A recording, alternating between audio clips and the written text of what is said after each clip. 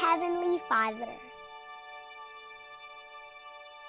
Si Kay matalunggarin niya managtambal at si kami. Kami mempercayai sepenuhnya perlindungan-Mu ya Tuhan. โคโรนาไวรัสนี้เตือนเรา Thật yếu đuối, mắm mánh ăn sao. ကျွန်တော်ကျမတူးစီ၌ပြုလုပ်ကျူးလွန်ခဲ့မိသောပြစ်နာစာအားလုံးကိုကိုရရှင်ဖျားခွင့်တော်မူပါ ពួកយើងសូមផ្លាស់ប្រែចិត្តហើយសូមថ្វាយជីវិតរបស់យើងទៅដល់ព្រះអង្គ Ang yay ko ilo nunudot tabantalan Joshua nga katutunya hay dia. พวกเรารู้ว่าท่านอยู่ในการควบคุม Ubawanse apawenuin loke jagat seka. Bisan pa magabot ang coronavirus para sa pagkawat kag pagguba. But you have come to heal and restore. Hatagi kami sa kusog ug pagpanalipod niining panahon sa kalisdanan. ต่อไปจบกับไปมั่วโซเกลูจากเด็กเป็นยาวชาวลูกเสือมั่วกินชาย At doon kami almi. Tulungan na kami apo nga madaan iti anama ore pay kadagiti banbanag adi kam makita. Tabangi po kami na daing magparaha dit. We pray for all the people making the biggest sacrifices of their lives. Mga doktor, para perawat, nhân viên bệnh viện, ตำรวจและทหาร សេនា ဝန်ထမ်းများအတွက် Bomba, นายซื่อมนสน រាជរដ្ឋាភិបាល ang aton nga mga manugdumala, sa cholot jaineng Ang imong iglesia. Apasama kenek maaraksha pinisa ubawanse ke kuruse piti pasasanggawagat manab. Balo di belaan belang. Katdo. Masarakan mi kuma italan agsubli kadagiti sasaom. Tabangi po kami na daing magparaha dit. humble us and draw us back to you. bersama ร่วมมือกัน Together. এবং এক সহকারে আমরা প্রার্থনা করছি পুরো পৃথিবীর শত হাজারো এবং লাখো প্রাণ Kuroy chichime taro ne anna joga to kensilo mo ba? อธิษฐานในนามพระเยซูคริสต์เจ้า Sa pangaran ni Jesus. Tandang Diyos Yesus tungkang kamulan. Tinagan ni Apo ni Jesus. พวกเราขออธิษฐานในนามพระเยซูคริสต์เจ้า យើងសូមអធិដ្ឋាននៅក្នុងព្រះនាមព្រះយេស៊ូវគ្រីស្ទ Inaagi sa ngalan ni Ginoong Hesus. Yesus Kristus wahansege utumu naming illasiti. ဘိုင်တော်သားတော်သခင်ယေရှုခရစ်၏နာမတော်၌ဆုတောင်းပါ၏ဖဗျာ The bay waling zilum bay. এই প্রার্থনা যীশু খ্রিস্টের নামে চাই Inaagi sa ngalan ni Ginoong Jesus. Di dalam nama Yesus kami berdoa. In Jesus' name we pray. Amen.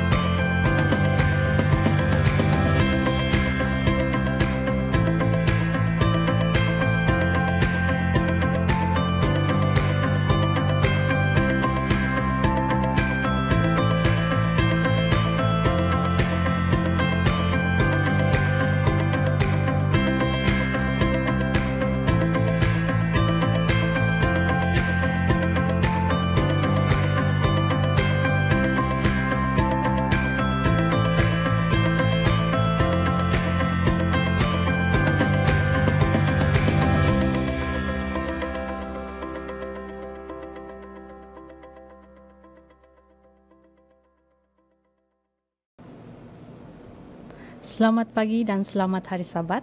Kita bertemu lagi dalam siaran kebaktian Tetap Tenang dan Bersahabat di Rumah yang dibawakan khas oleh Hope Media Sabah. Kita akan memberikan segala pujian dan penyembahan di atas berkat dan perlindungan yang kita terima daripada Tuhan setiap hari. Marilah kita siapkan fikiran dan hati kita untuk menghadap hadirat Tuhan dengan puji-pujian yang akan kita nyanyikan bersama. Tapi sebelum itu, mari kita berdoa. Bapa kami yang di syurga, terpujilah nama Engkau.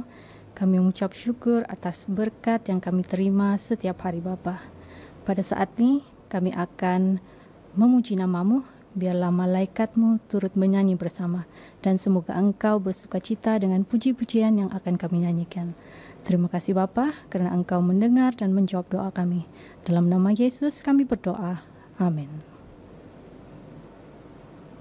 Saudara dan saudari yang dikasihi, doa adalah senjata kita untuk berhadapan dengan pelbagai cabaran di dalam hidup. Dan doa juga merupakan salah satu cara untuk mendekatkan diri kita dengan Tuhan.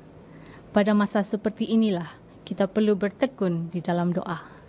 Mari kita nyanyikan LPMI 32, Inilah Jamku Berdoa.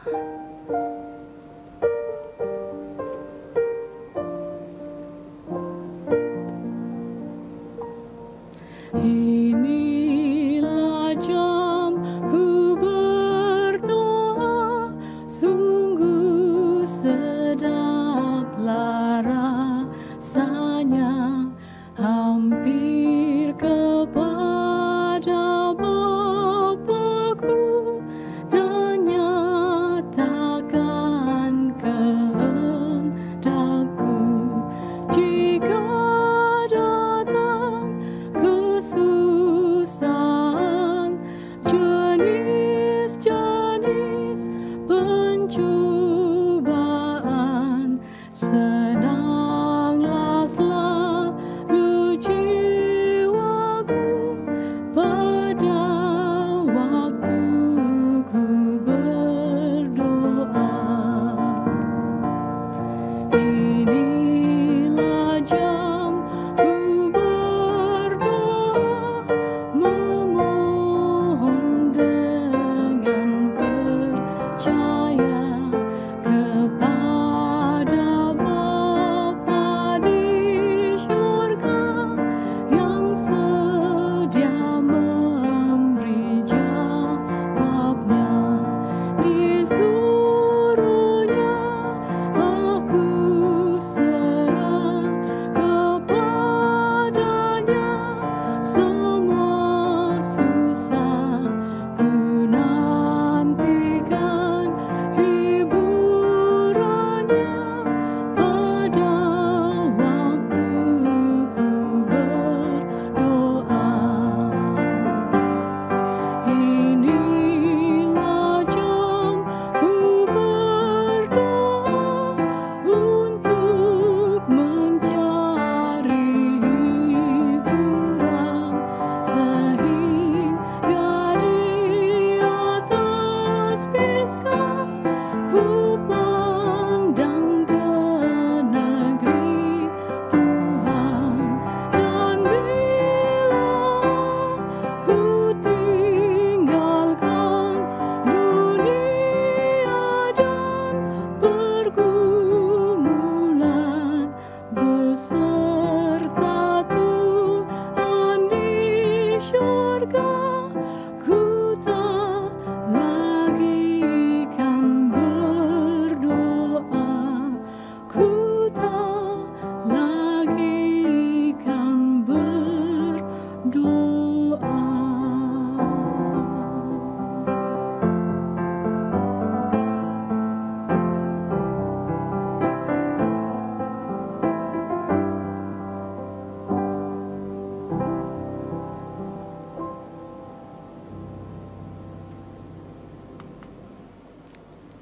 Tuhan telah berjanji akan menyertai kita sepanjang jalan kita, seperti seorang gembala yang akan memastikan dombanya terpelihara di dalam kasih dan kuasa-Nya.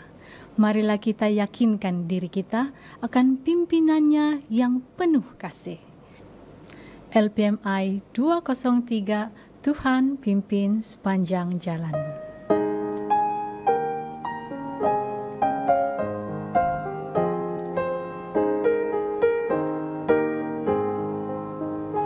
Tuhan pimpin sepanjang jalan, amat senanglah hatiku, dan hilanglah ketakutan karena Tuhan pimpin aku. Tuhan pimpin, tangan Tuhan pimpin aku.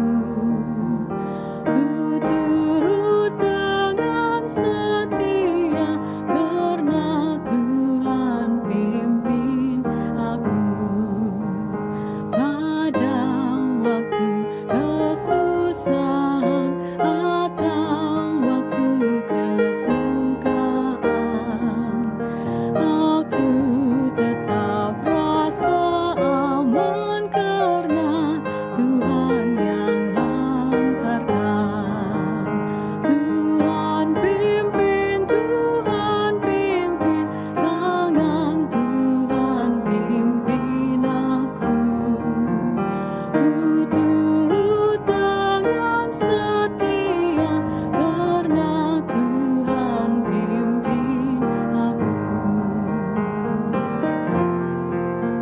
Sungguh lemah aku Tuhan, ku hanya harap padamu. Hatiku penuh kesukaan karena Tuhan pimpin aku. Tuhan pimpin, tangan Tuhan pimpin aku. Ku turut dengan setia karena Tuhan pimpin aku. Tuhan pimpin, tangan Tuhan pimpin aku. Ku turut dengan setia karena Tuhan pimpin aku.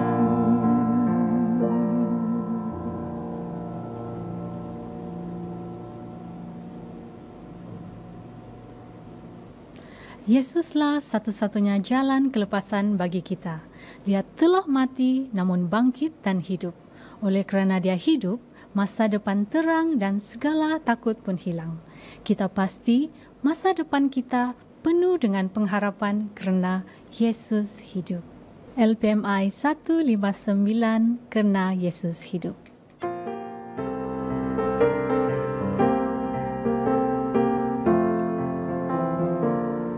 Tuhan kirim anaknya Yesus, mencinta dan menyembuhkan, memberi ampun dan tebus aku. Dia mati tetapi bangkit dan hidup. Yesus hidup, masa depan terang. Yesus hidup, takut hilang. Aku pasti masa depanku penuh pengharapan karena Yesus hidup. Yesus lahir ke dunia ini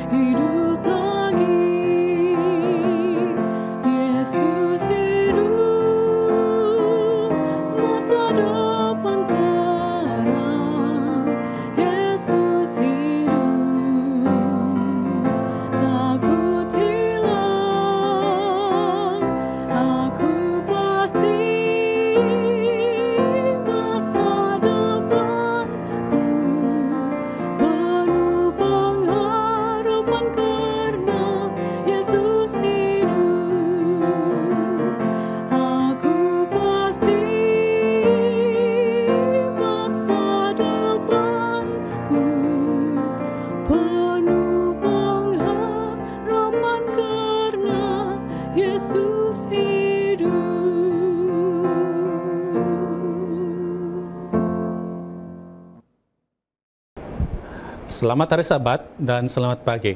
Terima kasih kerana kembali bersama-sama dengan kami di dalam rancangan Tetap Tenang dan Bersabat di Rumah. Pada pagi ini, kami kembali untuk bersama-sama dengan Anda untuk mengupas beberapa poin utama daripada pelajaran Sekolah Sabat Dewasa. Saya ingin mengundang Anda untuk membaca daripada buku Keluaran pasal ke-20 ayat kedua. Di sana mengatakan seperti ini. Akulah Tuhan, Yahwemu, yang membawa engkau keluar dari tanah Mesir, dari tempat perbudakan. Tajuk pelajaran Sekolah Sabat Dewasa kita pada Sabat ini adalah Alkitab sebagai sejarah. Kita akan meneliti bagaimana Alkitab adalah suatu sumber sejarah yang boleh dipercayai. Kalau pada minggu yang lalu, kita sudah melihat bagaimana Alkitab dan sains walaupun terdapat percanggahan, tetapi kita masih boleh jelaskan percanggahan tersebut. Pada hari Sabat ini, kita akan meneliti bukti-bukti sejarah di luar Alkitab dan melihat kepada Alkitab kembali, melihat sama adakah Alkitab adalah suatu bukti sejarah yang boleh dipercayai. Sebelum itu, saya ingin mengundang Anda untuk bersama-sama dengan kami berdoa bersama-sama. Mari berdoa.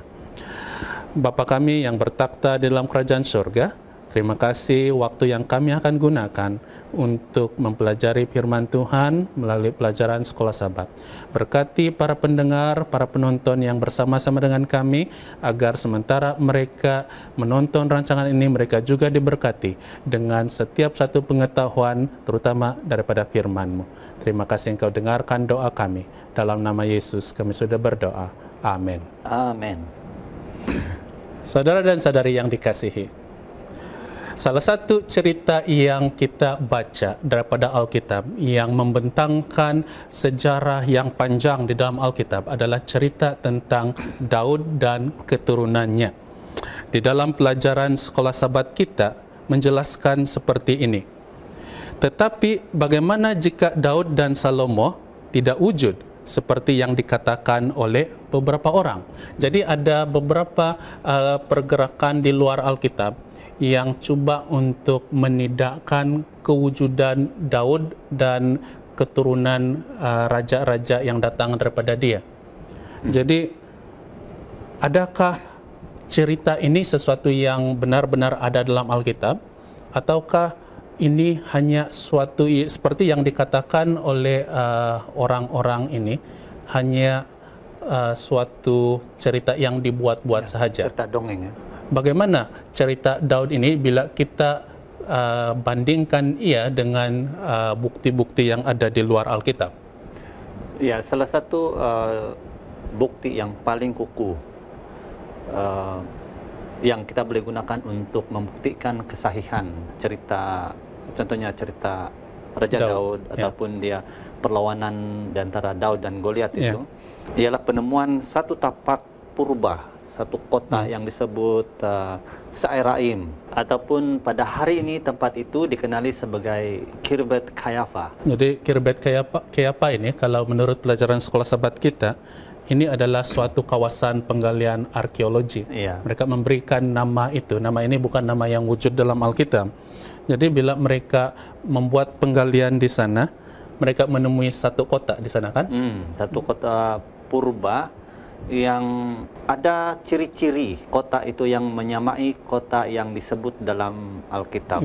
Saya pikir ayat itu ada di dalam buku 1 Samuel pasal ke-17 ayat 52. Di sana mengatakan seperti ini. Maka bangkitlah orang-orang Israel dan Yehuda. Mereka bersorak-sorak lalu mengejar orang-orang Filistin sampai dekat Gad dan sampai pintu gerbang Ekron. Dan orang-orang yang terbunuh dari orang Filistin bergelimpangan di jalan ke Saaraim sampai Gad dan sampai Ekron. Jadi ini adalah kota yang kita coba cari ini. Di dalam penemuan arkeologi itu di kawasan penggalian Kirbet Kayafa itu, mereka menemui kota yang mana mempunyai dua pintu kota. Yang mana kalau kebiasaan dia pada zaman tersebut, satu kota itu hanya ada satu pintu kota saja, ya, satu pintu gerbang, satu pintu masuk. Ya, itu menurut kajian kebanyakan kota yang terdapat dalam ataupun kota-kota yang di sekitar Yehuda itu, kebanyakannya ataupun mungkin tidak ada kota lain yang ada 2 pintu gerbang. Ya, jadi ini menepati ciri-ciri kota Se'araim.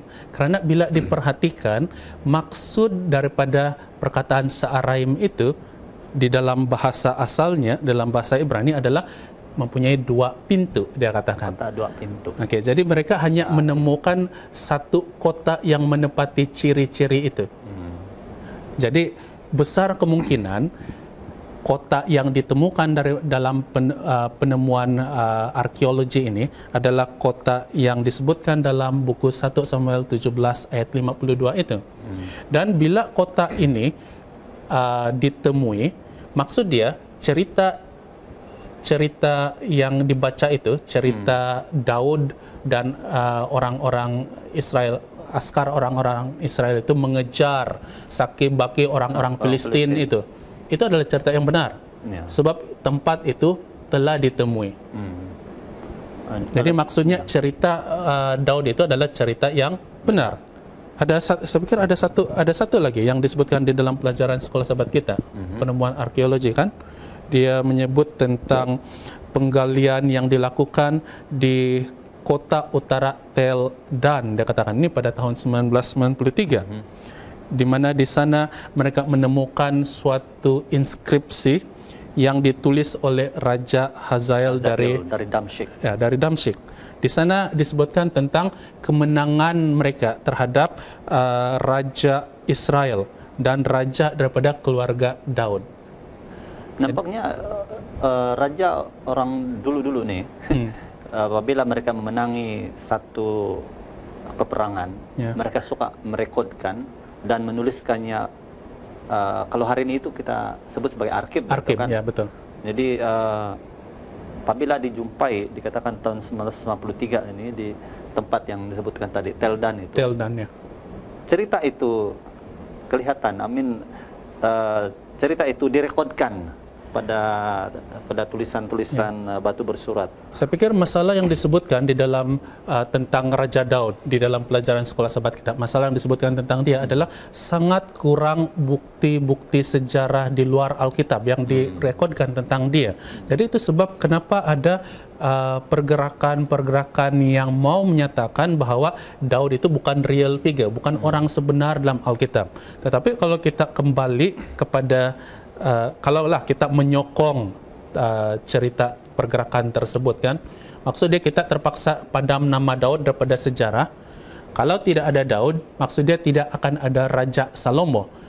Kalau di kalangan orang-orang Melayu di Malaysia, mereka punya versi Raja Salomo ini adalah Raja Sulaiman, raja yang cerdik, raja yang bijaksana. Jadi maksudnya tidak boleh pakai sudah itu cerita Raja Sulaiman itu. Seharusnya implikasinya sangat besar lah. Ya. Kalau Daud itu dipadamkan dalam sejarah, sejarah Israel pun akan berubah. Ya, benar. Tidak akan ada kerajaan utara dan kerajaan selatan. Tidak ada. Ya. Dan bila tidak ada kerajaan utara dan kerajaan selatan, maksudnya cerita tentang bagaimana kerajaan Asyur mengalahkan kerajaan utara itu pun tidak pernah terjadi. Sedangkan nanti kita akan baca ini bagaimana ini adalah catatan sejarah yang ada di kalangan kerajaan Asyur ini. Dan kita juga harus padam itu penjajahan ataupun bukan penjajahan, ini serangan Babylon terhadap ini kerajaan selatan, ini kerajaan Yehuda ini. Maksudnya itu semua tidak terjadi. Artinya kewujudan Daud itu harus ada. Ya. Kalau tidak, banyak daripada sejarah dunia ini yang harus sama ada ditiadakan ataupun harus ditulis semula. Ya. Hanya kerana itu. Jadi saudara dan saudari, hanya kerana bila tidak ada banyak kali disebutkan tentang Raja Daud, maka kita tidak boleh dengan semudah itu mengatakan bahwa dia bukan real figure di dalam yang sebenar. Cerita dalam Alkitab itu bukan cerita yang sebenar. Hanya kerana tidak banyak disebutkan tentang Daud di dalam sejarah, maka kita tidak boleh semudah itu katakan bahwa itu bukan cerita yang benar. Ya. Kan? Jadi banyak bukti-bukti sejarah, banyak fakta sejarah yang harus diperbetulkan kalaulah benar bahwa Daud itu tidak ada.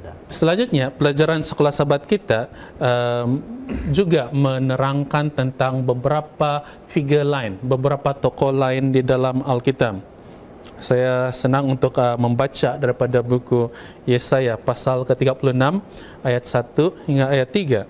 Di sana mengatakan seperti ini. Maka dalam tahun ke-14 zaman Raja Hizkia, majulah Sanherib, Raja Asyur, menyerang segala kota berkubu di negeri Yehuda, lalu merebutnya.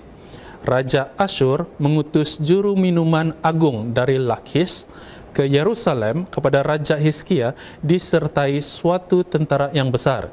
Ia mengambil tempat dekat saluran kolam atas di jalan raya pada padang tukang penatu. Keluarlah mendapatkan dia Eliakim bin Hilkiah, kepala istana, dan Sebna, panitera negara, serta Yoab bin Asaf, bendahara negara. Jadi dalam Yesaya 36 ini kita membaca tentang seorang raja Asyur bernama Sanherib ataupun Senakerib. Okay? Mungkin Pastor boleh ceritakan sedikit tentang Raja Sanherib ini.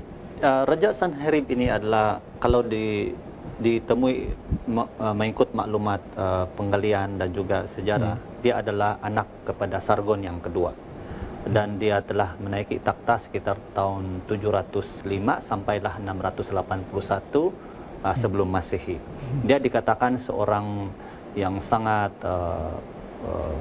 mempunyai pandangan yang jauh. Dia ini teknologi dia tinggi, dia memperkenalkan architecture dan juga engineering serta pengairan pun dia perkenalkan dalam sewaktu pemerintahan dia. Dia hampir menyamai kekuasaan dan kemasyhuran Nebukadnezar. Itulah sebabnya dia sangat beria-iya untuk meluaskan, untuk menakluki semua kota-kota yang lain, ya, dan termasuklah kota Yerusalem. Jadi maksud dia mempunyai suatu tujuan untuk menakluki semua kota-kota yang ada di wilayah itu, termasuk juga kota Yerusalem.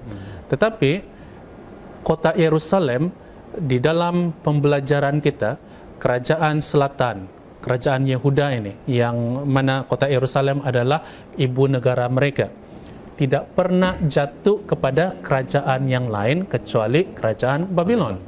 Kan? Kita temui itu di dalam cerita-cerita Alkitab. Tetapi ada nampaknya seperti ada yang mengatakan bahwa semua itu ditakluki oleh Assyrian Empire, oleh Raja Sanherib itu. Okay, tetapi itu bukanlah cerita sebenar dia. Okay. Mungkin di mana itu disebutkan? Di pasal yang ke-37. So, kalau kita lihat jalan ceritanya di Yesaya seperti mana yang disebutkan di Yesaya. Sebenarnya di satu raja-raja pun ada juga rekod ini. Dia punya jalan ceritanya ialah sewaktu Sanherib cuba untuk mengepung ataupun menawan kota-kota termasuk kota Yerusalem ini, dia hantar utusan dia kan, dia hantar utusan dia untuk mengugut dan dengan satu tulisan surat yang panjang diberikan kepada Raja Hizkia. Kemudian ini menyebabkan raja pada waktu itu Hizkia sangat takut. Kemudian dengan rasa takut, dengan keadaan seperti itu, Raja Hizkia meminta nasihat dari Nabi Yesaya. Dan Tuhan melalui Nabi Yesaya menyampaikan pesanan kepada raja ini untuk tidak payah takut karena Tuhan akan melindungi kota itu. Dan ternyata sekali setelah itu, apabila sampai masanya Sanherib mengepung kota itu, berkemah di luar kota itu dengan angkatan tentera sebanyak lebih kurang 185.000. Menurut catatan dalam Yesaya 37 ayat yang ke-36 ya. Dikatakan bahwa keluarlah malaikat Tuhan lalu dibunuhnya 185.000 orang dalam perkemahan Asyur, dan keesokan harinya pagi-pagi tampaklah semuanya bangkai orang-orang mati belaka. Artinya Yerusalem tidak pernah ditawan. Ya, tidak pernah ditawan oleh kerajaan Asyur. Dan kalau kita teruskan pembacaan itu, Sanherib pulang ke Nineveh dan akhirnya beberapa lama selepas itu dia dibunuh oleh anaknya sendiri sewaktu dia bersembahyang di kuil Nikron, dan anaknya yang bernama Esarhaddon menaiki takhta menggantikan dia. Jadi walaupun tadi dikatakan bahwa ada mungkin yang mengatakan bahwa penaklukan itu termasuklah kota Yerusalem, tetapi Alkitab mengatakan tidak. Okay? Alkitab mengatakan ia tidak terjadi, dan bila arkeologi menemukan runtuhan kota ibu kota Asyur, yaitu Nineveh. Mereka menemui tulisan-tulisan pada dinding, dan yang mana tulisan-tulisan pada dinding ini adalah catatan sejarah yang dikatakan tadi, arsip, catatan sejarah. Hajail juga. Ya, catatan sejarah. Dan di dalam catatan sejarah di dinding-dinding istana itu, di sana dikatakan bahwa Yerusalem tidak dijumpai di dinding istana itu, hanya Lakis, dia katakan hanya kota Lakis saja. Jadi itu kemarahan bangsa Asyur itu hanya sampai di sana, dan bila mereka tiba di kota Yerusalem hanya sempat kepung saja, tidak sempat untuk mengapa-apakan kota Yerusalem. Itu sebab kita mengetahui Tuhan memelihara kerajaan Yehuda karena itu adalah kerajaan yang terakhir itu. Tetapi akhirnya kita membaca juga bagaimana Tuhan terpaksa untuk menyerahkan Yehuda kepada Babylon, tetapi bukan Asyur. Jadi itu dinyatakan dalam Alkitab dan juga daripada dinding sejarah itu. Kalau kita lihat dalam catatan dinding itu, seperti mana Pastor katakan tadi, dia memang ada sebut di situ, dia mengepung Raja Hizkia seperti burung dalam sangkar. Iya, betul. Ya. Betul. Jadi ini mengesahkan pengepungan itu, tetapi tidak dicatatkan di dalam arsip itu tentang penawanan ataupun apa-apa tindakan yang mengalahkan ataupun menakluki kota Yerusalem. Nama kota Yerusalem tidak terdapat dalam rekod itu. Catatan dinding kemenangan itu. Mari kita bergerak kepada poin yang berikutnya. Kita coba untuk membuktikan kesahihan cerita Alkitab yang lain yang ada dalam Alkitab. Di dalam pelajaran Selasa, di sana menyebut tentang kesahihan cerita Daniel, Nebukadnezar, dan Babylon. Jadi ini agak sukar untuk dinafikan sebenarnya. Bila kita menyebut tentang kerajaan Babylon, ini adalah salah satu sejarah yang sukar untuk dinafikan. Karena di sejarah Babylon itu adalah sejarah yang memang ada. Cuma sahaja kita mau memastikan adakah Daniel ini adalah figur yang real, orang yang sebenar, yang wujud di dalam sejarah Babylon itu sendiri. Kalau kita rujuk dalam pelajaran sekolah sahabat kita, ada seorang sarjana dari University of Vienna pergi ke Museum British untuk melakukan penyelidikan. Ini terjadi dalam Julai 2007. Di sana dia menjumpai satu tablet yang dipercayai datang daripada zaman Nebukadnezar, dan di atas tablet itu terdapat satu nama yang tertulis berbunyi Nebusarsekim. Ya, dikatakan sebagai seorang pegawai Babylon yang disebutkan dalam Yeremia 39 ayat 3. Jadi sebelum tahun 2007 ini tablet ini sudah lama ada di sana di Museum British. Tetapi sebelum tahun 2007 mereka tidak pernah mengesahkan nama ini. Maksud saya, nama ini tidak pernah timbul dalam perbincangan karena mereka tidak melihat nama ini ada signifikannya. Tetapi hanya apabila mereka baca dalam buku Yeremia pasal 39 ayat 3, saya bacakan seperti ini. Maka datanglah para perwira Raja Babel itu, lalu mengambil tempat di pintu gerbang tengah. Mereka itu ialah Nergal-Sarezer, pembesar dari Sin Magir, panglima, dan Nebusazban, kepala istana. dan para perwira lainnya dari Raja Babel. Jadi ada dua nama yang disebutkan di dalam buku Yeremia pasal 39 ayat 3 ini. Cuma sahaja bila kita baca daripada Alkitab terjemahan baru bahasa Indonesia, kita tidak jumpa nama yang sama. Kan? Pastor Wiwon mungkin membaca daripada terjemahan apa ini, Pastor? Ini terjemahan daripada Alkitab versi Borneo, dan ini kita boleh rujuk juga dalam terjemahan lama Indonesia. Bahwa nama Sarsekim itu disebutkan. Mungkin dibacakan. Semua perwira Raja Babel masuk lalu menduduki pintu gerbang tengah. Mereka ialah Nergal, Sareza, Samgar-Nebo, Sarsekim, sang ketua juru rasa santapan, Nergal, Sarezer sang kepala tukang ramal, dan semua pembesar Raja Babel yang selebihnya. Jadi walaupun kita membaca daripada Alkitab terjemahan baru bahasa Indonesia, kita tidak jumpa nama Sarsekim itu, tetapi bila kita cuba cari daripada terjemahan yang lain, nyata nama Sarsekim itu ada di sana. Dan itulah nama tadi yang disebutkan ataupun ditemui di dalam itu tablet tadi itu. Bila nama Sarsekim ini ada di dalam penemuan arkeologi, maksud dia semua nama-nama yang lain yang bersama-sama dalam buku Yeremia itu juga seharusnya wujud bersama-sama. Okay, walaupun mereka tidak disebutkan di dalam tablet yang ada di Museum British itu. Saya rasa Sarsekim ini adalah seorang figure yang penting. Itulah sebabnya ada namanya di sudah tentu ini figure yang penting. Kalau di beberapa terjemahan dia katakan pengurus istana, dalam beberapa terjemahan yang lain dia katakan juru rasa santapan. Saya ingat si Nehemia ini satu figure yang sangat penting sebenarnya. Jadi mereka dituliskan di sana dan mereka wujud ataupun mereka wujud bersama-sama figure-figure lain yang ada disebutkan nama mereka di dalam buku Yeremia itu.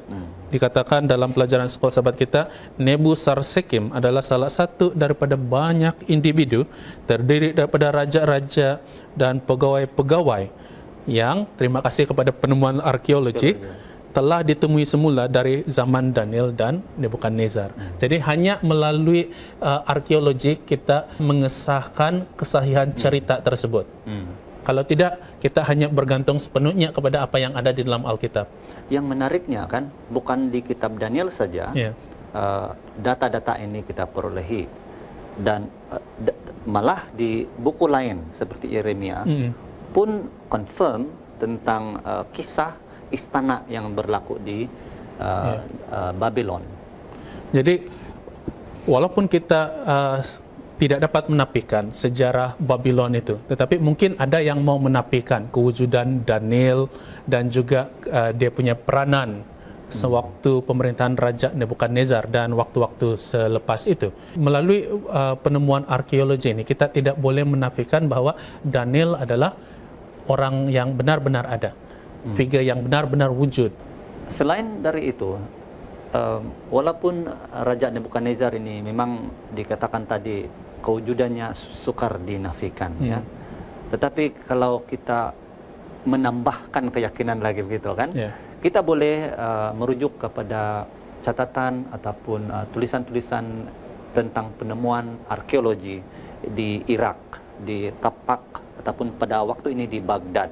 Dan apabila penggalian dilakukan di situ, terutamanya kumpulan arkeologi dari Jerman, setelah selesai melakukan kajian, mereka membuat replika kota Babylon itu dan meletakkannya di Museum Pergamon di Berlin. Dan pada hari ini kita boleh melihat replika itu, dan sebagaimana yang diceritakan di dalam buku Daniel tentang lambang singa merujuk kepada Raja Nebukadnezar, gate ataupun pintu gerbang, salah satu pintu gerbang yang sangat masyhur dalam kota Babylon itu, sempena nama Istar Gate dilihat di situ, dikatakan di situ bahwa terdapat banyak figure singa, lebih kurang 150 gambar-gambar singa yang terdapat di pintu gerbang itu sahaja. Dan ini saya rasa satu lagi bukti yang kukuh tentang kewujudan kota Babylon, Nebukadnezar, dan kalau kedua-duanya ini ada dan sudah tentunya Daniel itu nyata. Saya pikir sama seperti mengesahkan kesahihan cerita Daud. Kalau kita terpaksa kasih keluar Daniel daripada cerita itu, banyak kisah tentang Nebukadnezar yang harus kita padam juga. Banyak perkara yang kita tidak akan dapat tahu di dalam kerajaan Babylon kalau kita terpaksa bawa Daniel keluar daripada sejarah. Tapi yang benar-benar telah terjadi adalah Daniel berada di sana. Dan Daniel, cerita dia juga adalah penting bukan hanya kepada umat-umat Tuhan, tetapi juga kepada seluruh masyarakat dunia. Karena semua perkara lain yang ada di dunia, semuanya akan bersangkutan dengan apa yang berlaku di dalam sejarah-sejarah yang telah terjadi terutamanya di Empire Babylon itu sendiri. Sebagai penerapan kita pada hari ini, kalau sekiranya oleh karena Daniel ini sudah kita tidak dapat nafikan lagi kewujudannya, cerita tentang pribadi Daniel itu pun pada hari ini kita boleh percayai, kita boleh lihat dia sebagai contoh tentang kesetiaan dia kepada raja, dan terutamanya juga kepada kesetiaan dia kepada Tuhan. Dan terutama sekali tentang catatan nubuatan itu. Benar. Mari kita terus kepada poin yang berikutnya dalam pelajaran sekolah sahabat kita.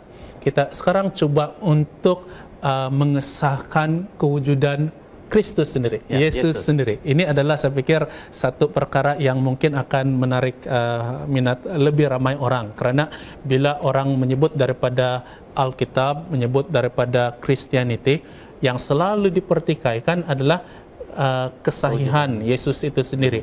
Benarkah dia ada? Pertama. Yang berikutnya adalah kalau dia ada, benarkah cerita dia seperti yang dituliskan di dalam Injil-Injil yang diterima dalam Alkitab? Ataukah dia punya cerita itu seperti Injil-Injil lain yang tidak dimasukkan di dalam Alkitab, hanya hidup sebagai manusia biasa dan kemudian tidak pernah mati, seperti mana beberapa dakwaan di luar Christianity sendiri, dia tidak mati dan dia terus hidup seperti ini dan seperti itu, orang biasa. Ya, seperti orang biasa. Sebab ini adalah kepercayaan mereka yang tidak percaya kepada kewujudan Tuhan. Mungkin kewujudan Yesus sebagai seorang biasa itu boleh saja diterima, tetapi yang menjadi cabaran bagi mereka yang skeptik ini, mereka sukar menerima seseorang yang dikatakan Tuhan dan dia dihukum mati, kemudian dia bangkit lagi. Dan oleh karena bagi mereka yang tidak menerima kewujudan Tuhan dan tidak menerima pengilhaman Alkitab, apa saja yang disebut supernatural itu tidak masuk ke dalam kamus mereka. Ya, ini seperti yang kita bicarakan pada minggu yang lalu. Dia harus ada penjelasan khas khusus untuk itu. Itulah ada yang mengatakan Yesus tidak pernah disalibkan dan dia tidak pernah bangkit. Ya, malah ada pemahaman, kepercayaan yang mana mengatakan pada waktu cerita Yesus disalibkan itu, mereka mengatakan bahwa Yesus telah ditukar. Orang lain. Ya, orang lain yang disalibkan, bukan Yesus. Jadi sekarang kita mau melihat adakah benar daripada catatan sejarah luar Alkitab, adakah benar bahwa pertama individu Yesus itu benar-benar wujud dan memerhatikan perkara-perkara yang leading kepada kematian dia, yang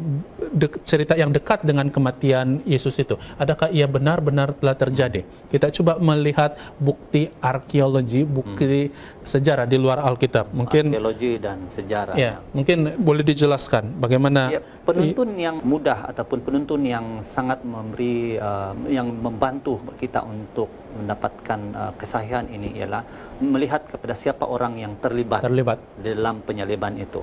Siapa individu yang terdekat dengan Yesus pada waktu itu. Ada dua individu yang sangat terkenal dalam penyaliban Yesus. Yang pertama ialah Imam Besar Kayafas, seperti mana Injil katakan, dan juga governor ataupun Pontius Pilatus.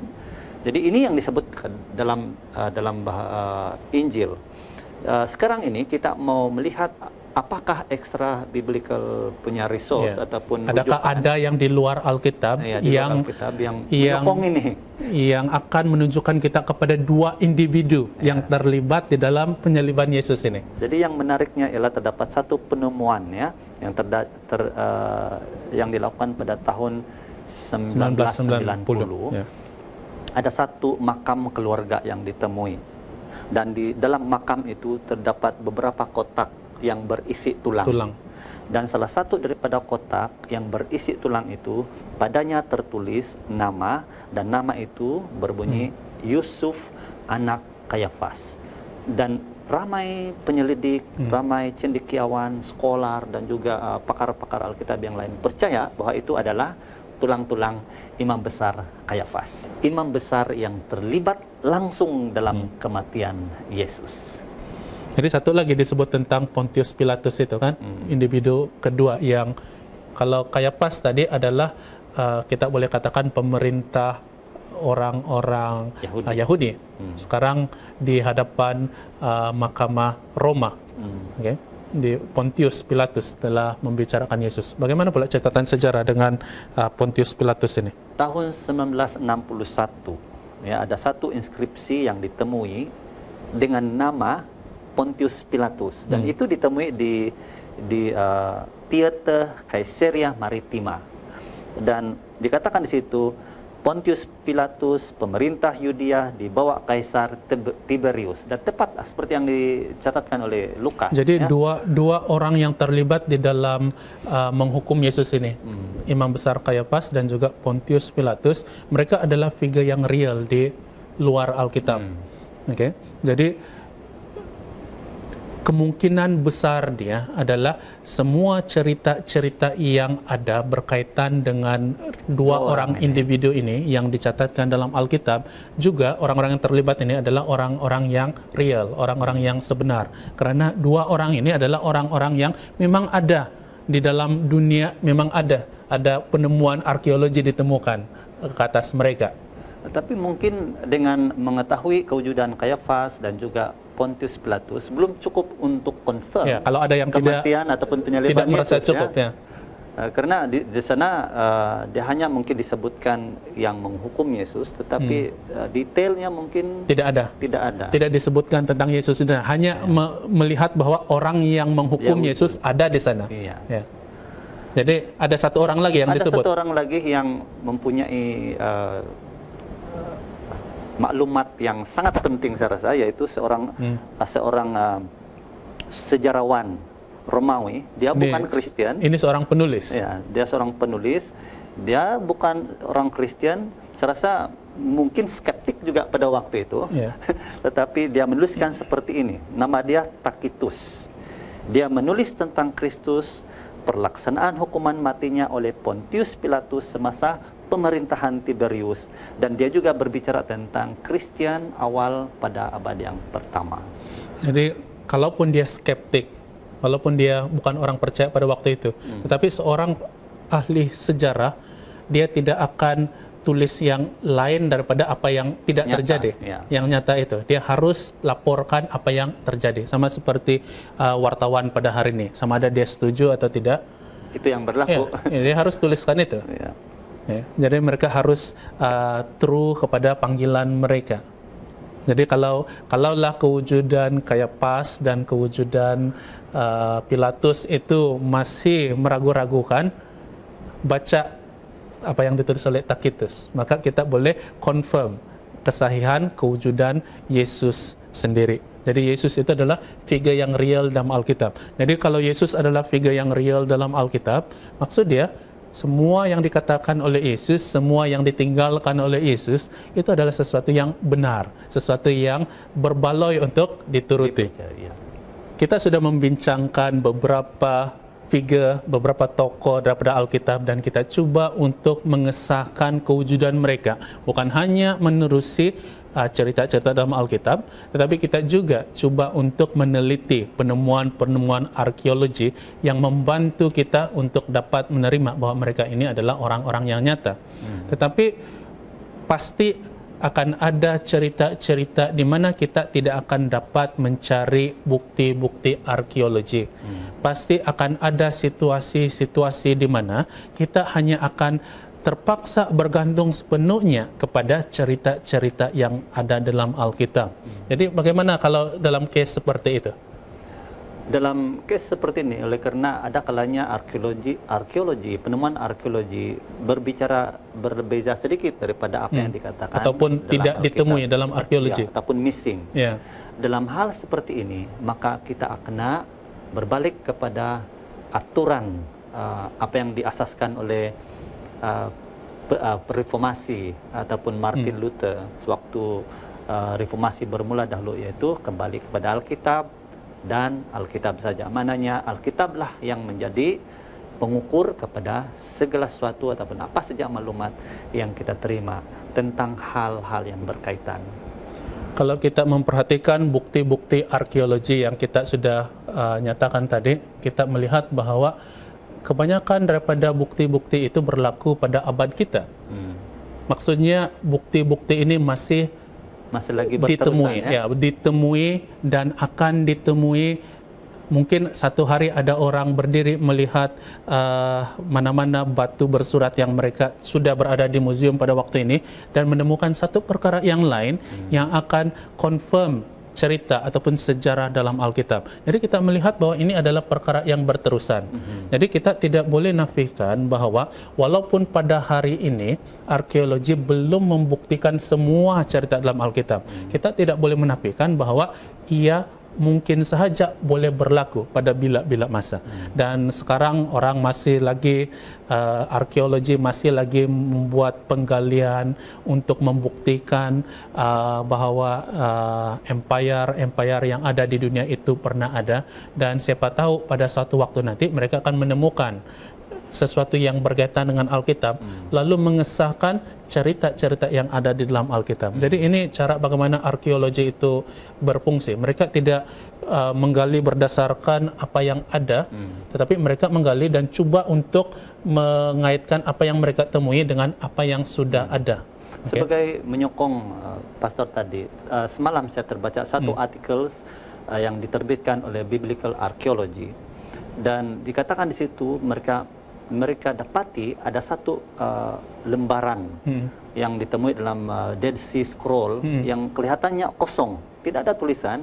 Rupa-rupanya pada lembaran itu, pada scroll itu ada tulisan di dalamnya. Tulisan tersembunyi. Jadi baru juga mereka dapati. Jadi itulah sebabnya dikatakan tadi bahwa kita akan menemui banyak lagi bukti-bukti yang kukuh melalui penggalian arkeologi ataupun catatan sejarah purba mengenai kesahihan ataupun argumen orang lain yang coba untuk menidakkan fakta sejarah dalam Alkitab. Jadi saudara-saudari, Alkitab adalah walaupun bukan suatu buku sejarah yang ditulis sebagai buku sejarah yang sebenar, tetapi ia mengandungi sejarah-sejarah yang kita boleh percayai. Sejarah-sejarah yang ada dalam Alkitab itu, sama ada yang sudah dibuktikan, itu sudah cukup untuk memberi kekuatan bagi kita, tetapi kita masih menunggu bila mana sejarah-sejarah yang lain dalam Alkitab itu akan ditemui, bukti luaran dia, dan akan disahkan kebenaran dia. Jadi hanya masa yang akan dapat menentukan itu. Tetapi kita tidak boleh menyangkal bahwa Alkitab walaupun tidak ditulis seperti buku teks sejarah, ia juga mencatatkan sejarah-sejarah yang hanya menunggu masa untuk dibuktikan kebenaran dia. Jadi kita percaya bahwa Alkitab itu, sama seperti pada minggu lalu kita katakan, Alkitab itu dapat dibuktikan dengan sains, pengetahuan sains. Sekarang Alkitab juga boleh dibuktikan dengan pengetahuan sejarah. Mari kita akhiri pelajaran sekolah sahabat dewasa kita dengan membaca beberapa petikan yang telah dituliskan oleh Ellen White yang kita akan temukan daripada pelajaran sekolah sahabat kita di dalam pelajaran Jumaat. Saya membaca daripada buku Education, muka surat 173. Di sana mengatakan seperti ini. Alkitab adalah sejarah paling kuno dan paling lengkap yang dimiliki oleh manusia. Ia datang segar dari mata air kebenaran yang kekal dan sepanjang zaman tangan ilahi telah memelihara kemurniannya. Ia mencahayakan masa lalu yang jauh, di mana penyelidikan manusia untuk cuba menembusinya sia-sia. Dalam firman Tuhan sahaja kita melihat kekuatan yang meletakkan asas-asas bumi dan yang menghamparkan langit. Di sini sahaja kita dapati suatu penceritaan yang boleh dipercayai tentang asal-usul bangsa-bangsa. Hanya di sini sahaja diberikan sejarah bangsa kita yang bebas daripada kebanggaan atau prasangka manusia. Ya, di dalam Testimonies for the Church pula mengatakan bahwa orang yang mempunyai pengetahuan tentang Tuhan dan firman-Nya telah menaruh kepercayaan dalam ketuhanan kitab suci. Dia tidak menguji Alkitab dengan idea sains ataupun idea sains manusia. Dia membawa idea-idea ini untuk diuji oleh piawaian yang tidak pernah salah. Dia tahu bahwa perkataan Tuhan adalah kebenaran, dan kebenaran tidak dapat bertentangan dengan dirinya sendiri. Apapun dalam pengajaran sains yang bertentangan dengan kebenaran wahyu Tuhan hanyalah tekaan manusia. Kepada yang benar-benar bijak, penyelidikan saintifik membuka bidang pemikiran dan maklumat yang luas. Mari kita berdoa. Ya Tuhan Bapa di sorga, terima kasih karena bersama-sama dengan kami dalam pembelajaran Sekolah Sabat pada hari ini. Banyak perkara yang mungkin kami tidak sampai untuk memahaminya, tetapi kami percaya pimpinan Tuhan sepanjang masa. Dan kiranya Engkau berkati semua sahabat-sahabat kami di mana saja mereka berada pada ketika ini. Dan Tuhan akan menyertai Anda semua dan melindungi serta berkati Anda, memenuhi Anda dengan kedamaian sepanjang hari ini. Kami berdoa dalam nama Tuhan Yesus Kristus. Amin. Amin.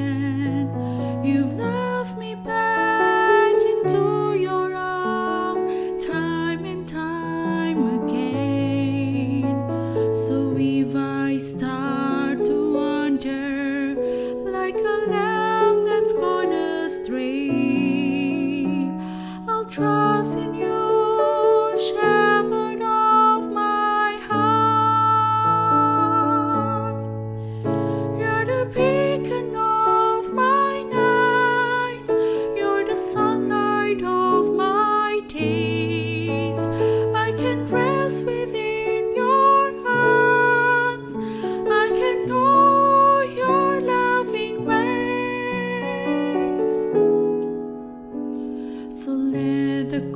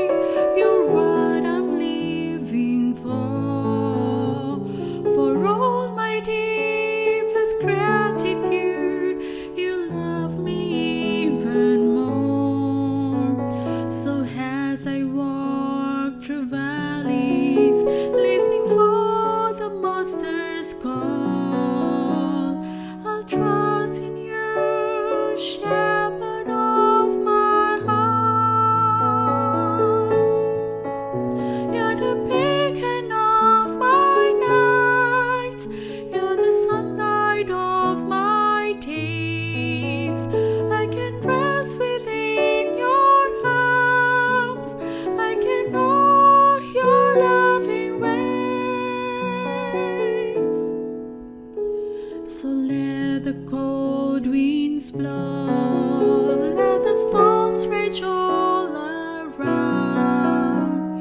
I'll trust in you, shepherd of my heart. I'll trust in you, shepherd of my heart.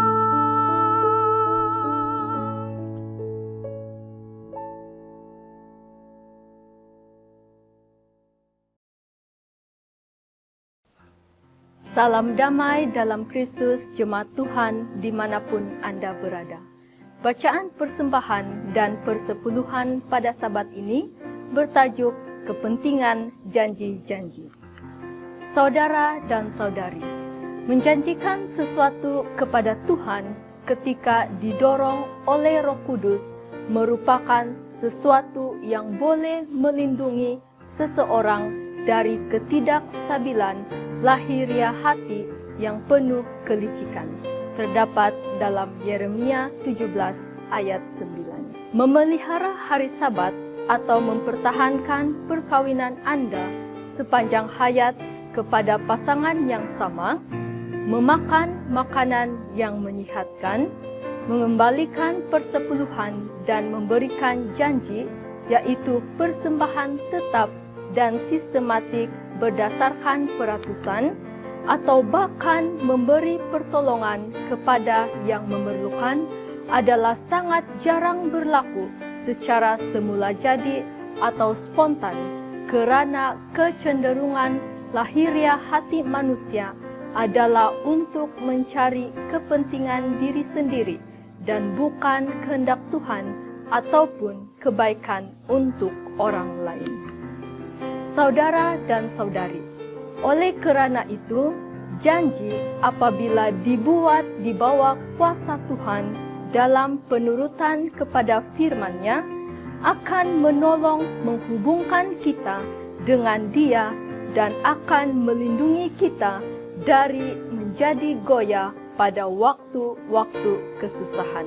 Mereka contohnya yang tidak pernah membuat janji untuk bangun sedikit awal setiap pagi, kemungkinan tidak akan membentuk kebiasaan untuk bersekutu dengan Tuhan sebelum melakukan aktiviti yang lain. Terdapat dalam Matius 6 ayat 33. Mereka yang tidak pernah membuat janji untuk memelihara Sabat atau menikah dengan seseorang yang mempunyai hubungan istimewa dengannya, kemungkinan akan mudah mengubah pikiran mereka jika keadaan berubah. Mereka yang tidak pernah berkata kepada Tuhan seperti Yakub bahwa dengan rahmat dan pertolongannya mereka akan mengembalikan persepuluhan dari segalanya dan juga akan memberikan persembahan yang tetap dan sistematik, tidak mengira apa juga keadaan atau kemungkinan akan menghadapi risiko untuk tidak menunaikan kehendak Tuhan dalam hal ini. Ringkasnya, ketiadaan keputusan yang tegas dan muktamad akan sebuah janji berkaitan dengan satu hal penting dalam gaya hidup Kristen seperti yang dinyatakan dalam firman Tuhan akan meningkatkan godaan untuk tidak menurut sepenuh hati terhadap perintahnya dan boleh menyebabkan orang itu berkompromi dan mengikut Yesus dari jauh.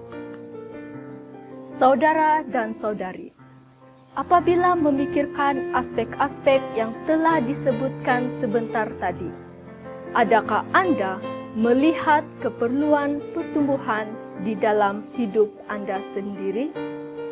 Adakah saya rela untuk menyerahkan semuanya dan melayani Dia menurut kehendaknya daripada menurut bisikan-bisikan hatiku?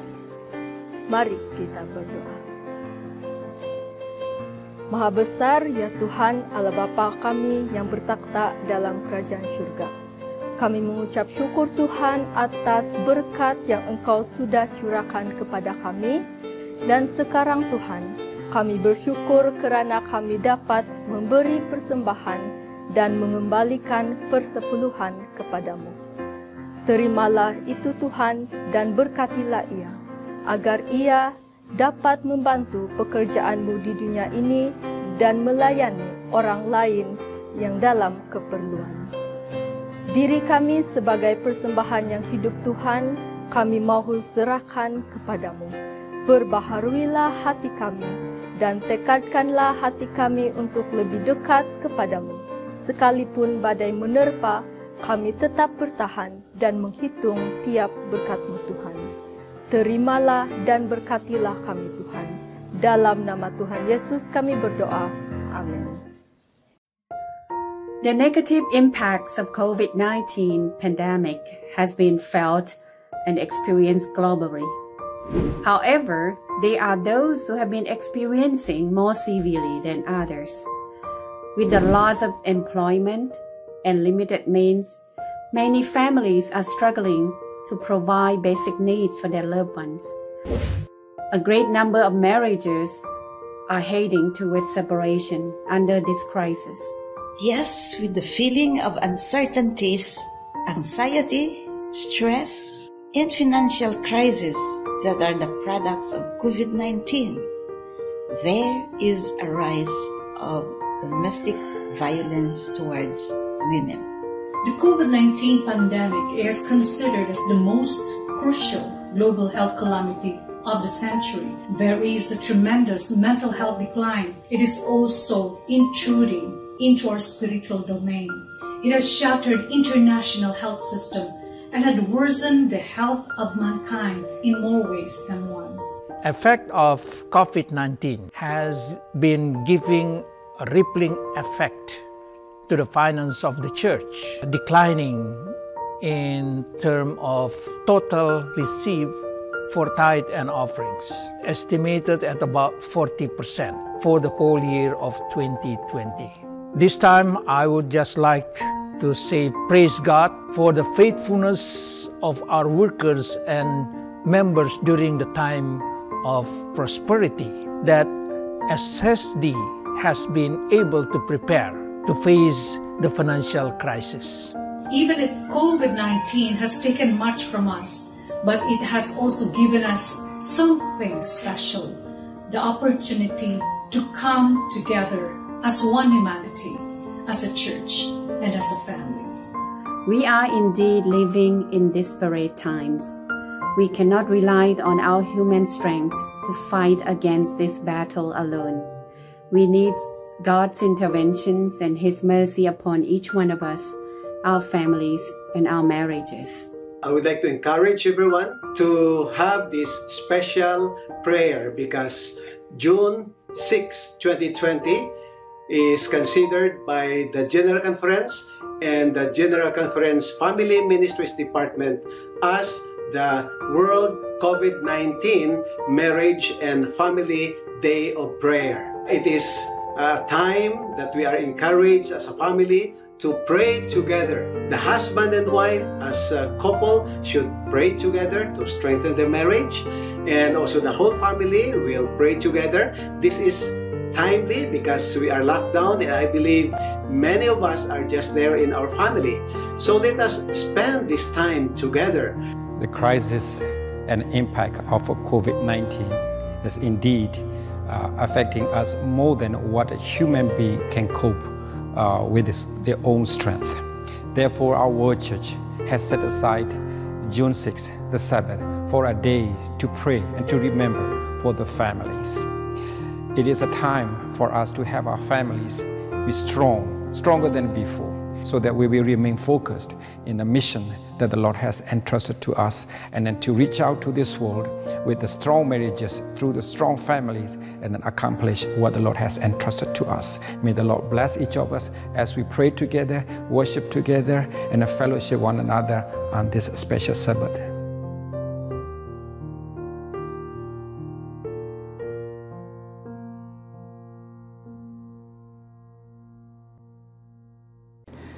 Selamat pagi dan selamat hari Sabat kepada semua penonton di rumah di mana saja Anda berada. Saya juga ingin mengucapkan salam damai dalam kasih Kristus.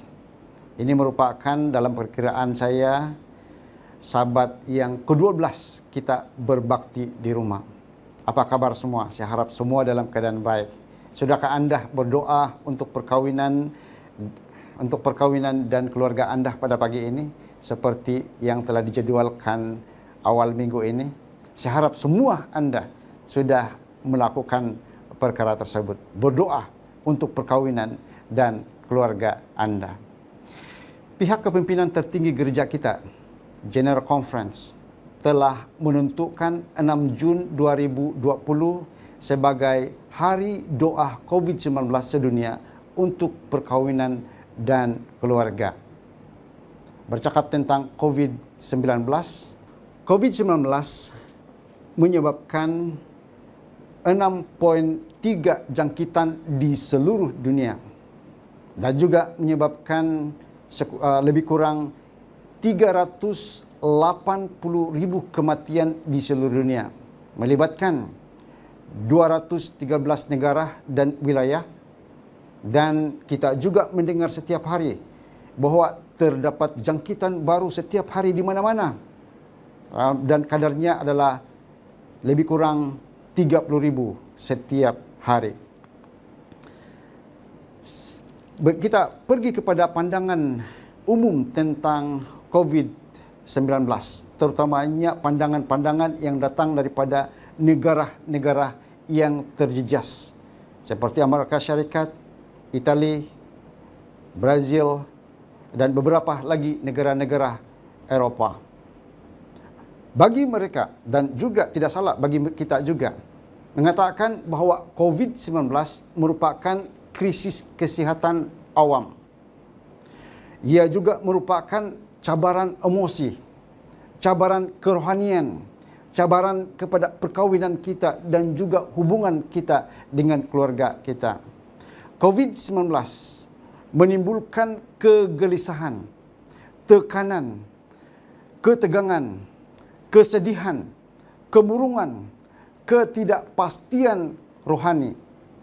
Ia juga menyebabkan ramai orang, terutamanya di negara-negara yang terjejas teruk, mereka mengalami kehilangan orang yang disayangi, juga mengalami kerugian yang banyak, juga mengalami kehilangan pekerjaan, dan juga kehilangan rasa aman dalam kehidupan mereka.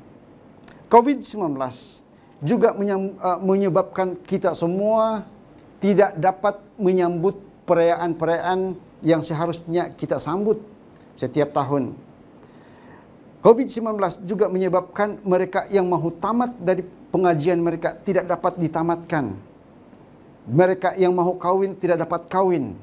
Mereka yang mahu mengadakan dedikasi bayi yang baru lahir dalam keluarga mereka tidak dapat dilaksanakan. Juga tidak dapat mengadakan ulang tahun perkawinan. Tidak dapat melakukan hari jadi, sambutan hari jadi. Dan setiap minggu, setiap hari Sabat, kita juga tidak dapat berbakti bersama-sama di gereja.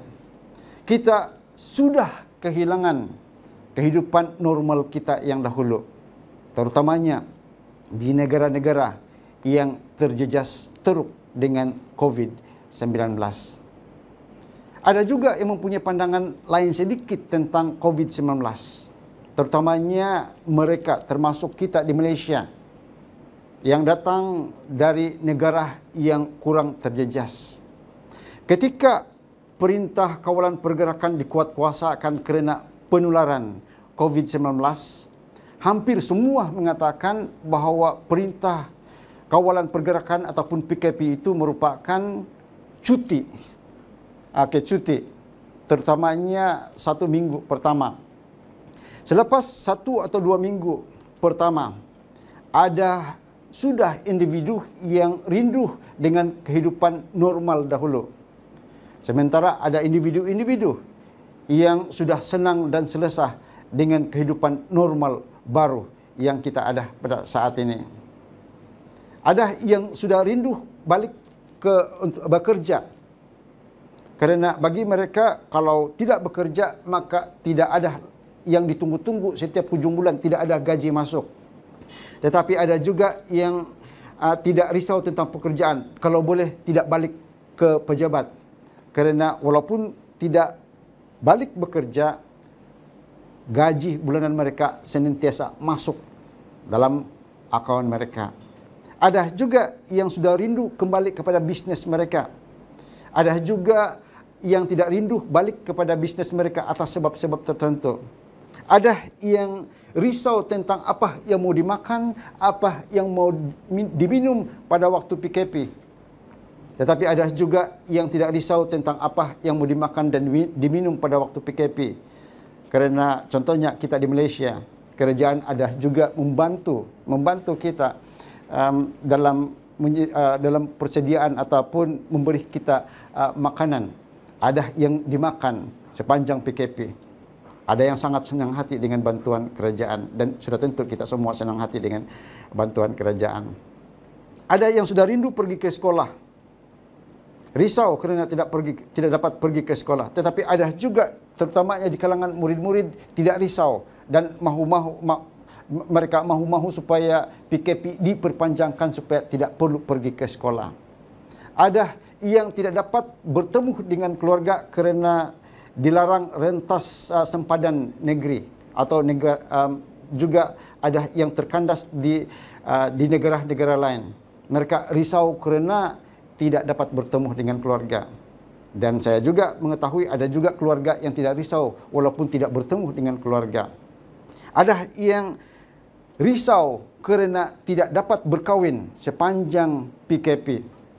Dan setakat ini saya belum tahu, sebelum dimaklumkan tentang pasangan yang tidak risau tidak dapat kahwin pada waktu PKP. Mungkin semua mereka risau tidak dapat kahwin kerana PKP. Ada hubungan suami istri yang bertambah baik pada waktu PKP. Ini menurut laporan. Ada juga hubungan suami istri yang bertambah buruk pada waktu PKP. Ada di antara hubungan keluarga yang bertambah baik pada waktu PKP, ada juga yang bertambah buruk pada waktu PKP. Semuanya kerana masa yang banyak bersama di satu ruangan ataupun di rumah masing-masing. Jadi ini bermaksud tidak kira di mana kita berada, dengan siapa kita bersama, bila masanya, apa keadaannya, kita sentiasa harus memilih pilihan yang terbaik dalam kehidupan keluarga kita. Dan untuk membuat pilihan yang baik supaya kehidupan keluarga kita baik, ia memerlukan kebijaksanaan dan merupakan satu perjuangan. Dengan semua kenyataan yang saya sudah katakan sebentar tadi, saya ingin membawa kita kepada tajuk khutbah saya pada pagi ini, yaitu berjuanglah untuk keluargamu. Kenapa perlu berjuang untuk keluarga? Jawapan pertama saya untuk soalan ini ialah kerana kita dan keluarga kita perlu menang. Apa itu menang untuk keluarga? Bagi kebanyakan orang, menang untuk keluarga bermaksud berjaya untuk keluarga. Dan sebenarnya itu tidak salah. Kerana memang sinonim untuk perkataan menang ialah berjaya. Kita perlu berjuang untuk keluarga kita supaya keluarga kita mengecapi kegembiraan dan kebahagiaan. Kita juga perlu berjuang untuk keluarga kita supaya setiap ahli keluarga kita sihat-sihat sahaja. Kita juga berjuang supaya kita dapat membesarkan anak-anak kita dengan baik. Kita juga berjuang supaya kita dapat memberikan anak-anak kita pendidikan yang baik, pekerjaan yang baik, pasangan yang baik, supaya mereka akan mempunyai keluarga yang baik di kemudian hari. Tetapi ada satu definisi kemenangan, kejayaan untuk keluarga yang terbaik yang ada pada saya pada saat ini. Dan bunyinya seperti ini. Kemenangan untuk keluarga ataupun kejayaan untuk keluarga ialah menjalani kehidupan yang baik, dan akhirnya masuk surga. Saya ulangi, kemenangan ialah menjalani kehidupan yang baik dan akhirnya masuk surga. Kita masih kalah atau gagal kalau kita dapat menjalani kehidupan yang baik, tetapi akhirnya tidak masuk surga. Kita pergi kepada soalan sebentar tadi. Kenapa perlu berjuang untuk keluarga? Jawaban kedua saya untuk soalan ini ialah karena keluarga kita sedang diserang masalah fizikal.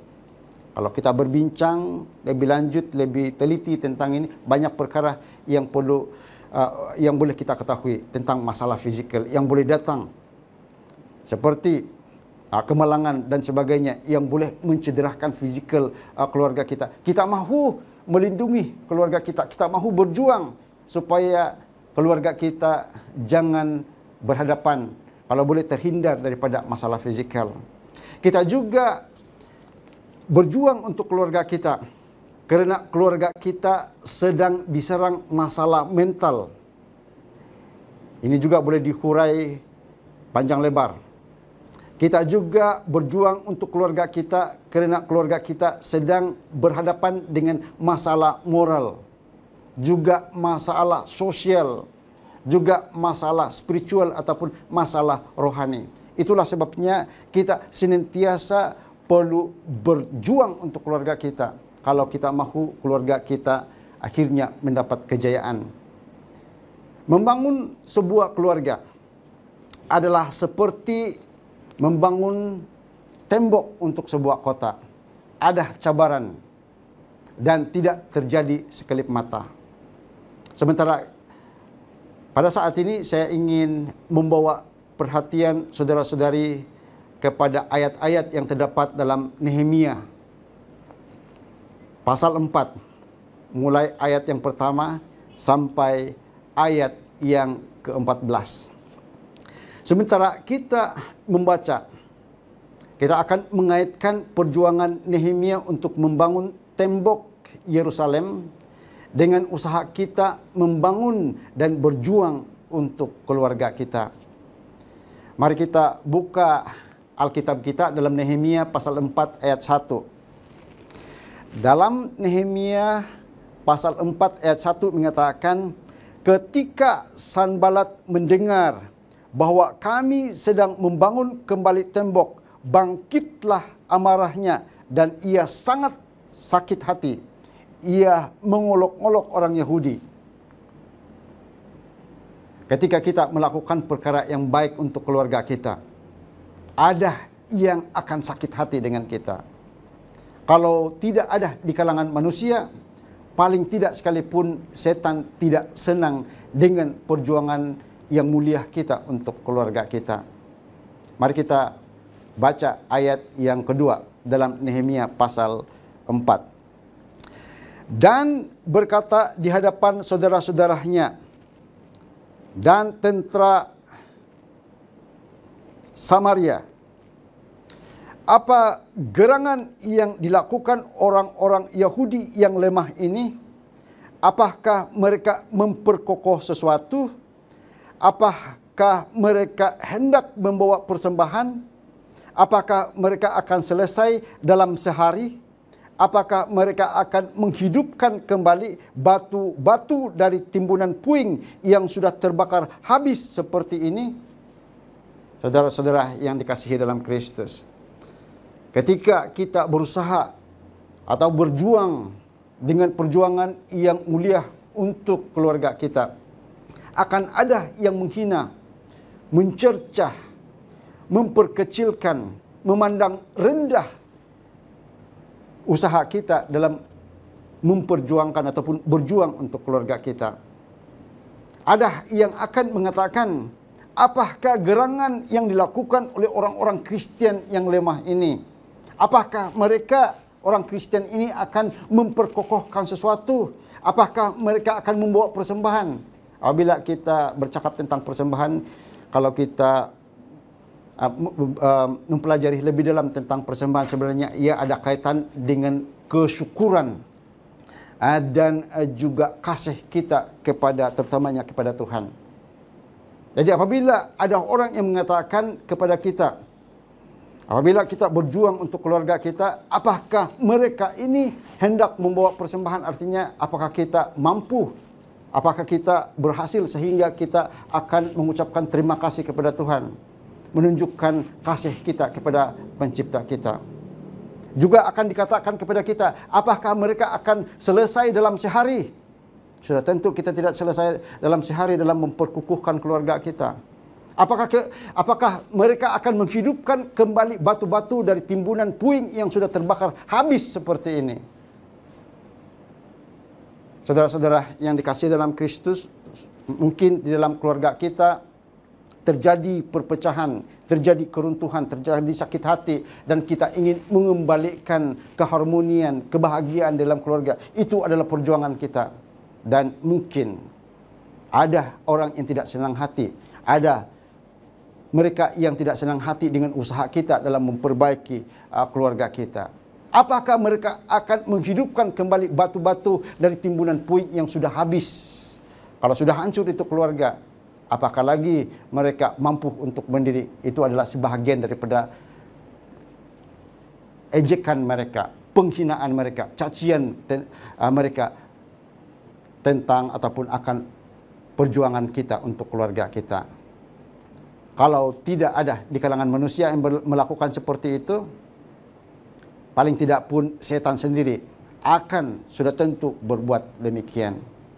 Nehemia pasal 4 ayat 3 mengatakan, lalu berkatalah Tobia, orang Amon itu yang ada di dekatnya, sekalipun mereka membangun kembali, kalau seekor anjing hutan meloncat dan menyentuhnya, robohlah tembok batu mereka. Bagaimana saudara kalau ada yang berkata begitu tentang usaha kita untuk menyelamatkan ataupun usaha kita untuk membahagiakan keluarga kita?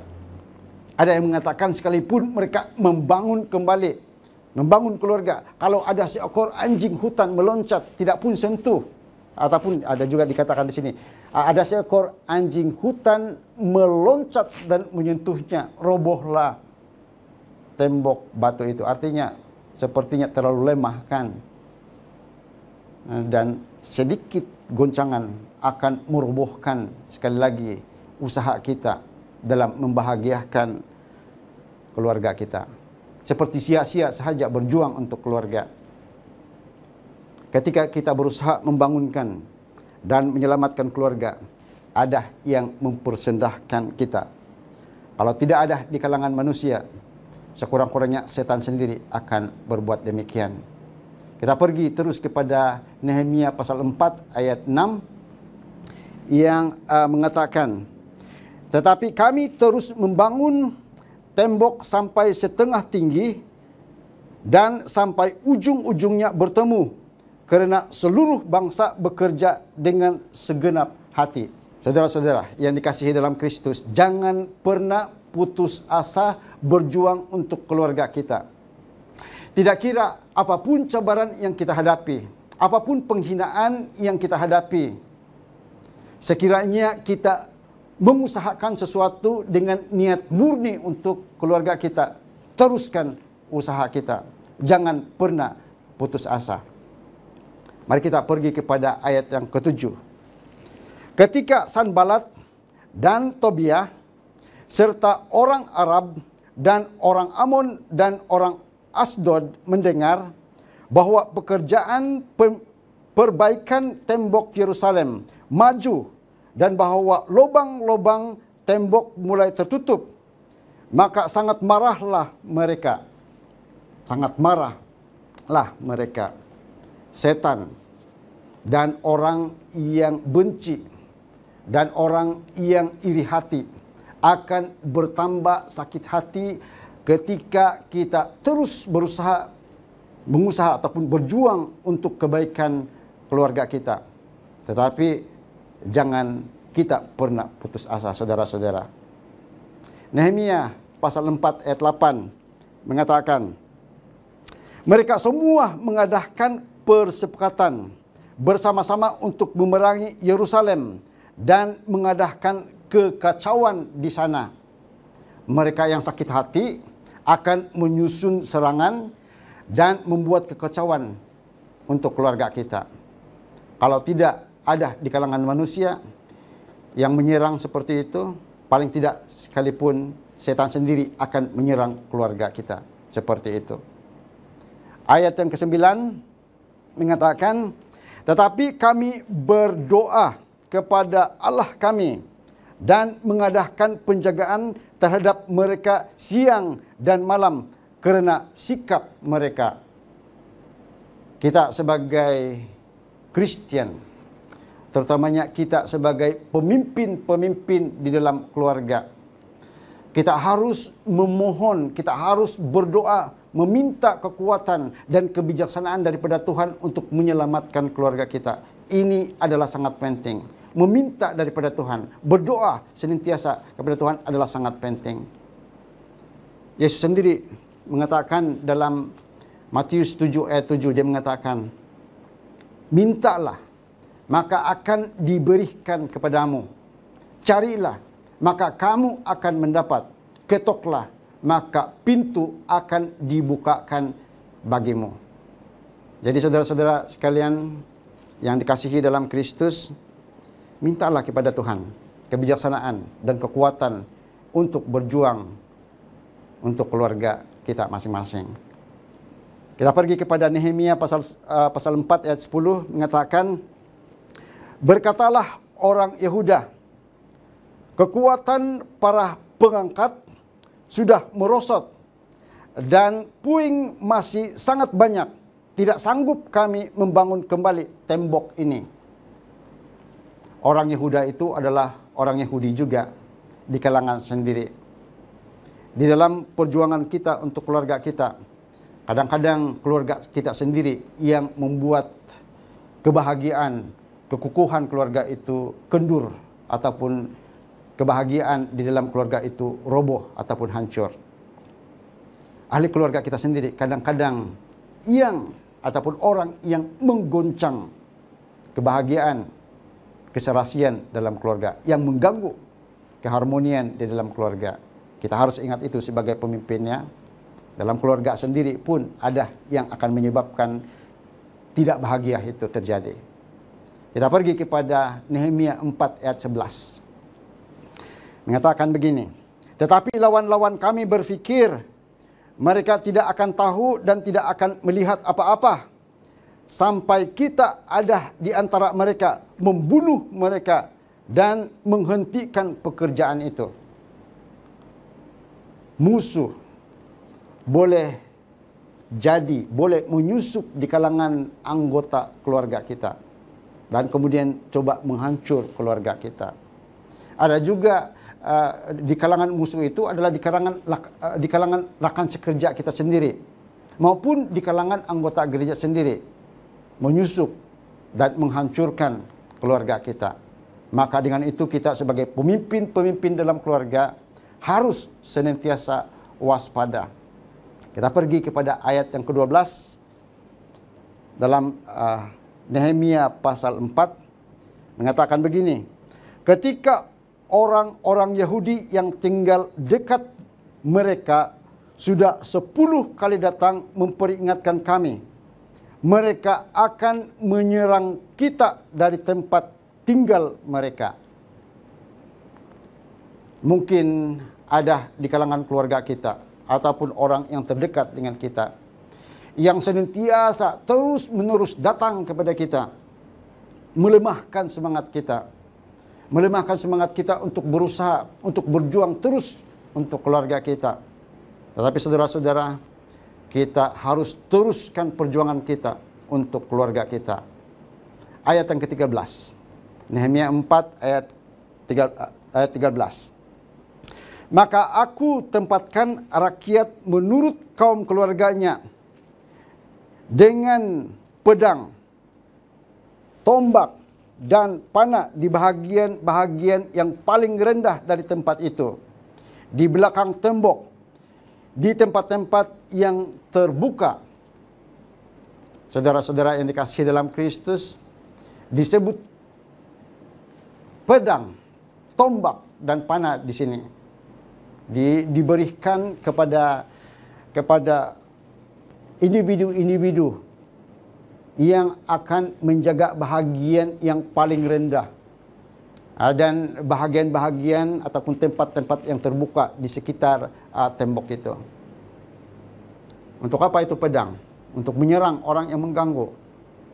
Perlengkapan perang Allah juga dibincang dalam Efesus 6 ayat 13 sampai ayat 18, tetapi mungkin kita tidak sempat untuk menyentuh, untuk merujuk ke ayat-ayat yang terdapat dalam Efesus pasal 6. Tetapi sudah tentu apabila kita melakukan peperangan, terutamanya peperangan rohani, kita memerlukan perlengkapan perang Tuhan, supaya kita boleh menang menghadapi peperangan rohani yang kita hadapi, terutamanya ketika kita berjuang untuk keluarga kita. Keluarga, ketua keluarga, kita harus bertindak pada hari ini untuk mengatur keluarga kita.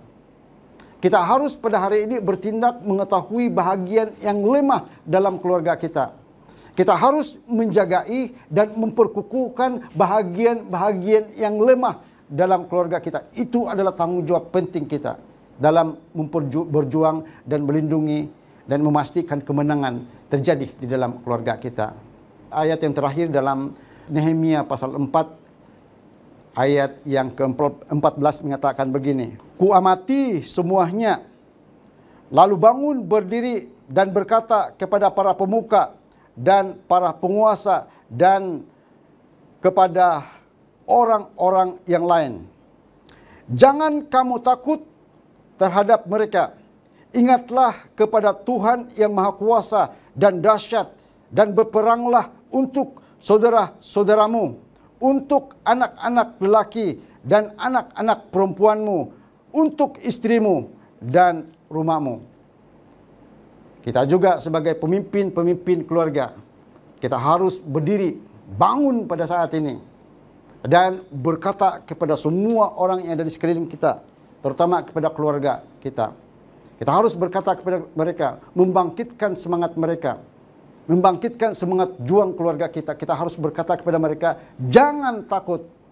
Dan kemudian kita harus juga katakan kepada mereka, ingatlah kepada Tuhan yang Maha Kuasa, yang Maha Besar, yang dahsyat, dan berperanglah untuk saudara-saudaramu. Itu kita harus katakan kepada ahli-ahli keluarga kita, kepada orang di sekeliling kita. Membangkitkan semangat juang mereka. Dan senantiasa ingat kepada Tuhan yang Maha Besar dan dahsyat.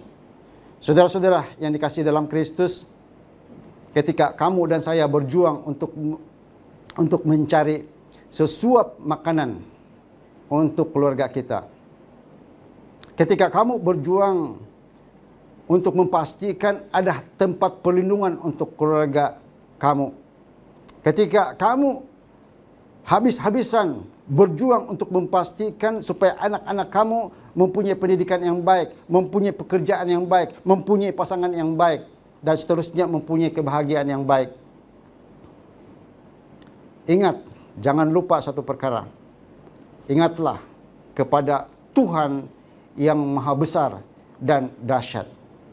Ingatlah Tuhan yang Maha Besar dan dahsyat ini pada waktu senang. Dan ingat juga Tuhan yang Maha Besar dan dahsyat ini pada waktu susah. Pada waktu senang, pada waktu susah, kita senantiasa harus ingat kepada Tuhan yang Maha Besar dan dahsyat ini. Kita juga harus menghormati, ini adalah sebahagian daripada cara kita mengingati Tuhan, yaitu kita menghormati Dia, menuruti segala firman yang dikatakan oleh Tuhan kepada kita. Karena kita senantiasa memerlukan Tuhan dalam perjuangan kita dalam hidup ini, terutama juga perjuangan kita untuk keluarga kita.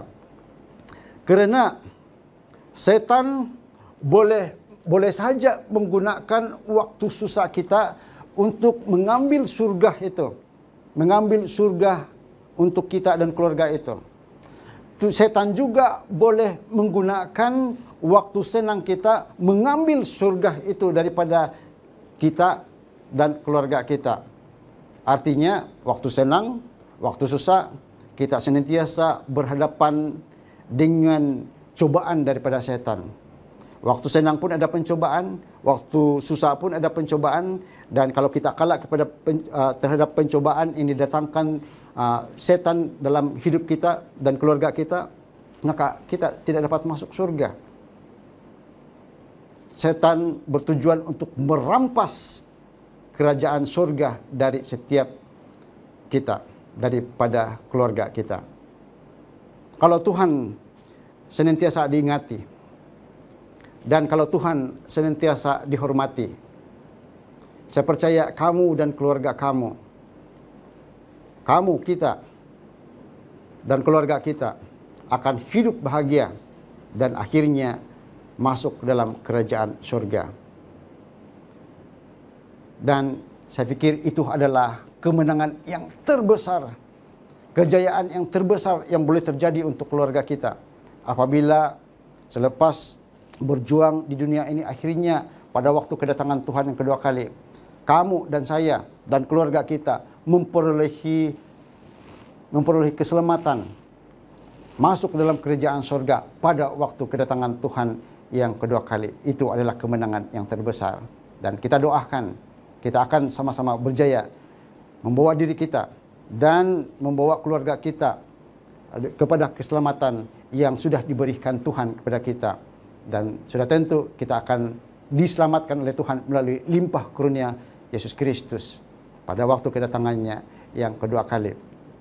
Sebagai bacaan penutup, saya ingin mengambil satu ayat yang terdapat dalam Alkitab yang ditulis oleh Rasul Paulus, terdapat dalam Filipi 4 ayat 19 yang mengatakan, Allahku akan memenuhi segala keperluanmu menurut kekayaan dan kemuliaannya dalam Kristus Yesus.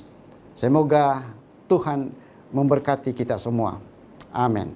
Mari kita tunduk kepala, kita berdoa.